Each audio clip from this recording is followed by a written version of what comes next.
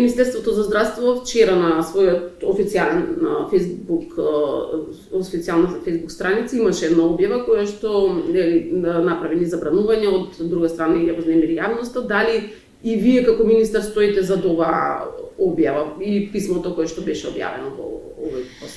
Да, стојам за това објава, и тоа е документ во кој се подпишани поднесителите на тој документ. Ова беше донесено во Министерство пред изборите и го кажав во јавноста дека не сакам да се послужам со такви навредливи зборови и кажав дека ќе го сменам директорот на клиника за токсикологија ради непочитување на основни принципи и обврски. И тоа е објавено да нема дилеми после и разговори во јавноста зошто е разрешен, да не се фаќа погрешна страна. Не сакав ова да се случи пред изборите, оти не ќев да има импликации. После оваа објава, именуваниот таму доктор, кој што веќе не е веќе дел од клиниката, Бекеровски, побара извинување од ваша страна, дури најави ако не се оградите од оваа објава, дека ќе преземе други правни действија, дали би му се извинила поради ова, бидејќи тој вели дека таму наведените обвинувања кон него, односно она што тој го кажал, не е точно. Јас само пренесувам став на вработените кои се подпишале на таа изјава. Тие меѓу себе треба да си барат извинување. Ја не сум имплициран во нивниот разговор и прекршување на човечки односи. Јас само го пренесувам нивниот став со кој не се согласувам. Се случи еден инцидент и каде што се откри дека клиниката е неосигурана, кој е одговорен за тоа што оваа клиника? Менаџерите на институцијата. Двајцата, бидејќи тука нели имаме двајца директори. Да. Сепак на почетокот рековте дека и двајцата гледате нели одговорности кај двајцата за овој случај, дали ќе разрешите економската директор?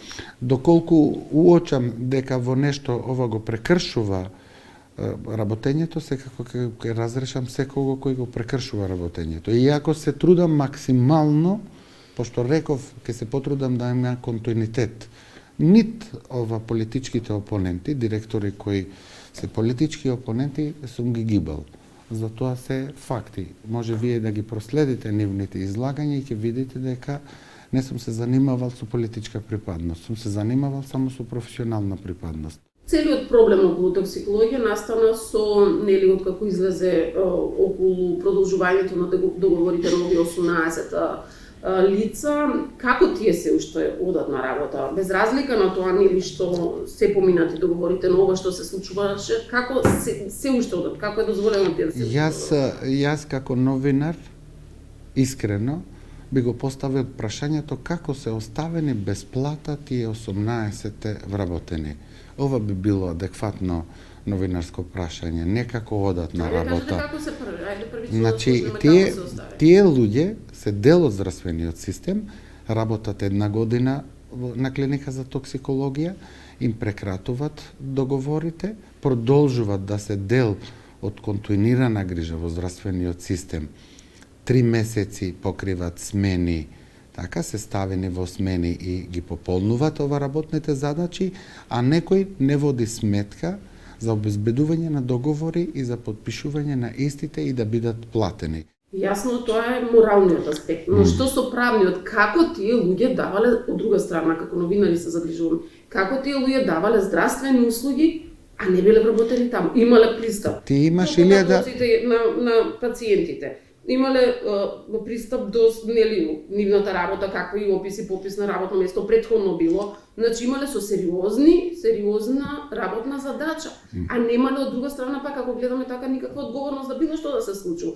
А како јавност пак видовме какви изјави даваат, така што како тие луѓе, каква одговорност имаат доколку се направи некаква проблем со некој пациент. А зошто е мојата загриженост? Значи, мојата загриженост е за непочитување и неисполнување на работни задачи на менеджментот на институцијата. Ако некој работи 12 месеци и ти го ставаш во смени и после 3 месеци, на 1 месец пред изборите му викаш дека не ти е местото тука, кажи ми Чива е грешката? Кој е виновен за ова? Такви запослувања во Република Северна Македонија има 1390 договорци на дело. Првиот ангажман, кога го превзема позицијата министер за здравство, беше обезбедување на договори за сите здравствени работници и тоа го постигнавме. Останаа две спорни институции во државата. Клиника за токсикологија, благодарение на задоснувањето на самиот менеджмент, неупатување на барање, и институт во Битола беше здравствен дом во Битола.